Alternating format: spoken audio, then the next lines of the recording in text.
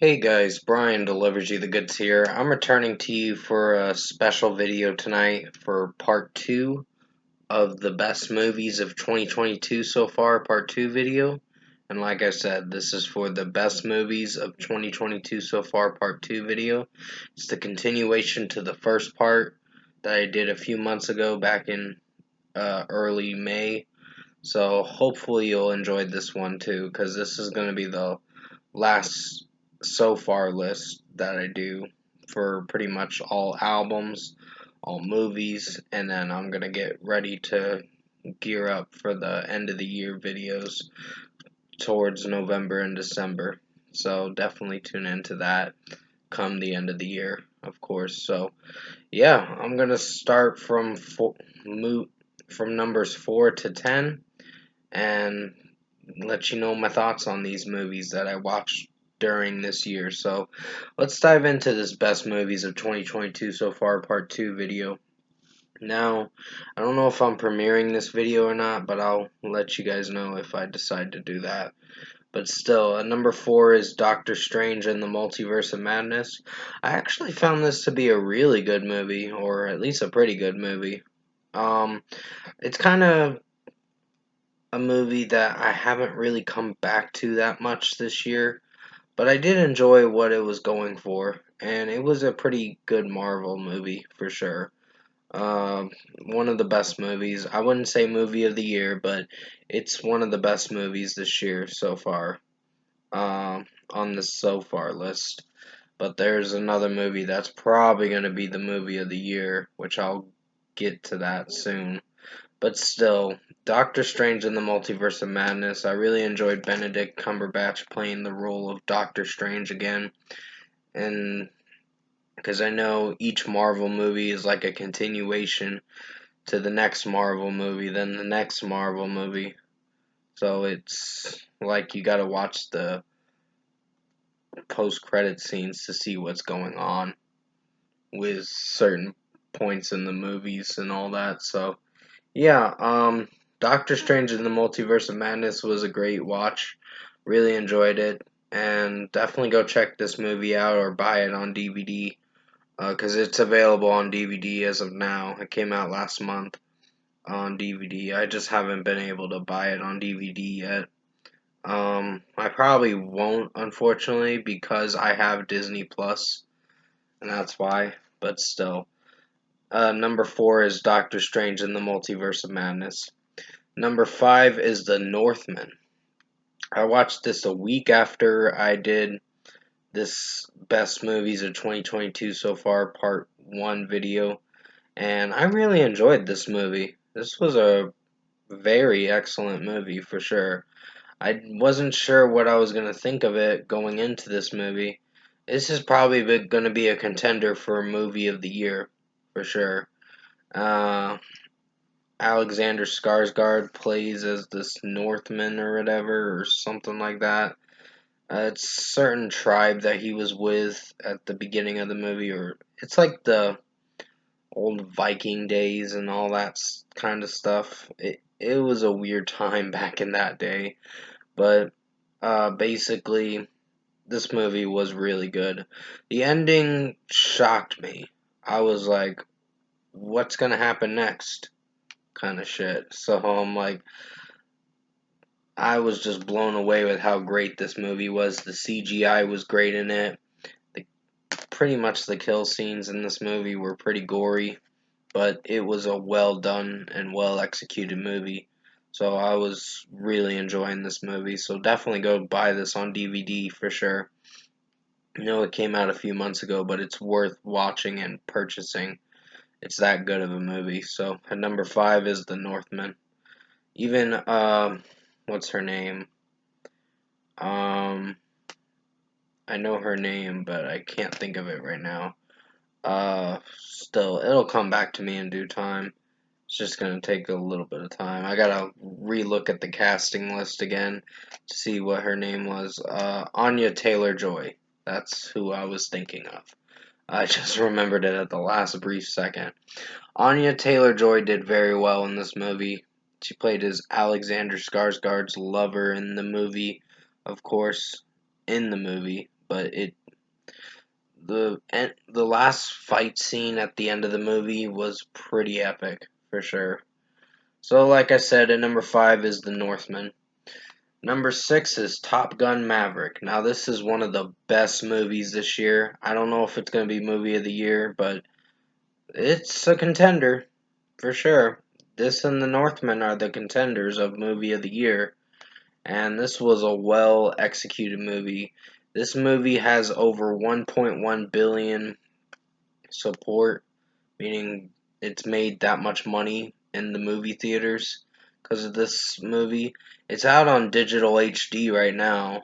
It came out last Tuesday on digital HD, but the DVD release does come out November 1st.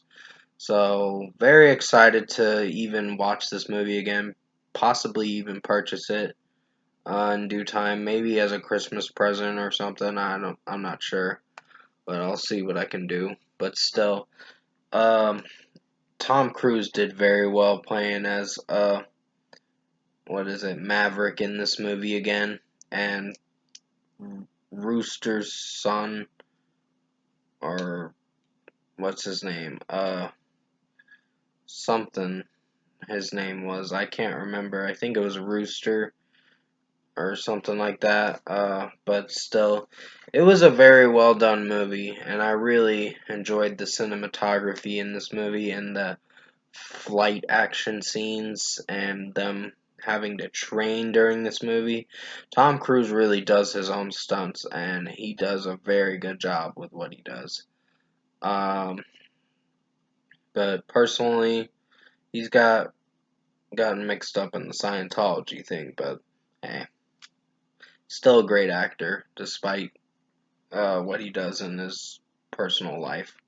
But still, um, Top Gun Maverick is probably going to come down to being one of the best movies of 2022. So definitely go check this movie out. Buy it on digital HD. It might be a little pricey, but it's worth watching for sure. So number 6 is Top Gun Maverick.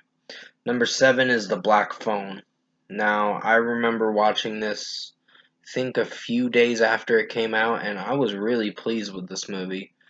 For the short runtime and what we got with this movie, I was pretty impressed. It was a pretty good movie. So, Ethan Hawke plays as this child killer in this movie. It's pretty gross, honestly. But that was the whole point of his character in the movie. It was a psychological thriller slash horror movie from Blumhouse Pictures, and they did pretty good on this one. I was really impressed with this horror movie, and I highly recommend you check it out. It did come out on DVD about 2 weeks ago, but almost 2 weeks ago, so I really do want to own this on DVD, but I'll have to wait a bit until I can find a job, unfortunately. Which I'm still looking. It's taking time. I'm still looking. But at number 7 is The Black Phone. Number 8 is Elvis. Now, this was the movie about Elvis Presley. Even though there were some things in the movie that I wasn't quite liking about the movie, I still think it did a pretty good job with the script and all that. And Austin Butler played as Elvis in this movie, Elvis Presley, is the character he was portraying as for this inspired by a true story kind of movie. So yeah, um, Elvis was a pretty good watch, and it was very long. It was like over 2.5 hours, I think, but it was a well executed movie. So at number 8, I picked Elvis. Number 9 is Bullet Train. Now, I know some critics are saying it's not the best movie, but it was a solid watch. But I personally like it. Um, I didn't have any issues with this movie, and it had some good comedy from Brad Pitt, and just his character overall as the pretty much the hitter or something like that. He's like a some kind of secret agent or whatever the fuck he's trying to be, contractor or whatever.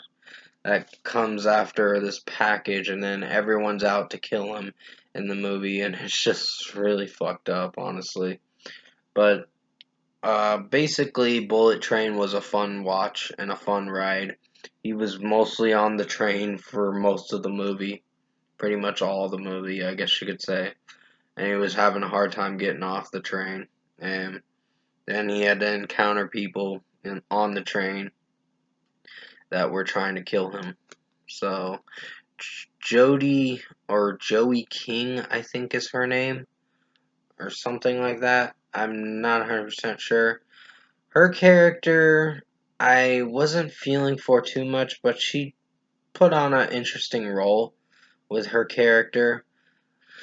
But the other movies she's been in lately have previous movies before this one have usually sucked. Like there was a movie that she did something like Wish Upon, I think it was called. That was like a few years ago, and I really did not like it. And the Slender Man movie, it was not good either. So she's been in some hits and misses, mostly misses, but this one was sort of a hit. With her character, I wasn't hating it. It actually worked well. So Bullet Train is a fun watch and a fun ride to experience in the theaters. And definitely go check this out at your local cinema. It's worth watching. So at number 9, I picked Bullet Train. And finally, at number 10 is Dragon Ball Super Superhero. I just recently watched it today, and I had a good time watching it. It's a pretty good watch, and not movie of the year, but it's a pretty good watch. Basically, Gohan tries to unlock a new power by trying to defeat the GABA 1 and 2 androids. So, and then another android comes in later on at close to the end of the movie, but I don't want to spoil that for you if you haven't watched it. This movie's been out over a week, but it's a pretty good watch for what it's going for. So at number 10, I picked Dragon Ball Super Superhero. I really enjoyed this movie. It's just mostly an animated film, but it did very well with what I was going for. So, yeah. I think I remember giving it an 8.5 out of 10 in my review earlier uh, when I did it hours ago. So, definitely go check out that review if you haven't seen it. So that's going to be it for this Best Movies of 2022 So Far Part 2 video. This is going to be the last So Far list video that I do, and then I'll be doing the end of the year videos in the next few months. So comment below. Let me know what you guys thought of the Best Movies of 2022 So Far Part 2 video if you enjoyed it. And if you enjoyed this Best Movies of 2022 So Far Part 2 video, I'll probably have a little bit longer of a list next time, but there's probably more bad movies this year than good. And there are some decent to good movies this year. You, you pretty much have your mixtures, but mostly it's been a lot of bad movies lately that I've encountered through this year, and it's kind of disappointed me, but hey, it is what it is, I guess. So, yeah, comment below and let me know what you guys thought of the best movies of 2022 so far, part 2 video if you enjoyed it. Tap a like on this video if you liked it. Subscribe to my channel if you can. Support the channel. I'll have another video coming out mostly tomorrow, hopefully, about the Dragon Ball Z and Dragon Ball Super that I experienced and watched. I do have to find time to watch Dragon Ball GT, which I never really got to watch it. I mostly avoided that because Goku turned into a kid again, and I was like, is it good? Because it had me concerned with that movie or that TV series. But I will be talking about just 3 Dragon Ball series for certain Dragon Ball series and all that. There's like 3 TV show sections of the TV show itself, so I'll be talking about that mostly in the morning sometimes. So I hope you enjoyed this special video for Best Movies of 2022 so far, Part 2 video. Did the best I could to make it as good as possible. Stay safe, guys. Take care. And as always, I will see you in my next review.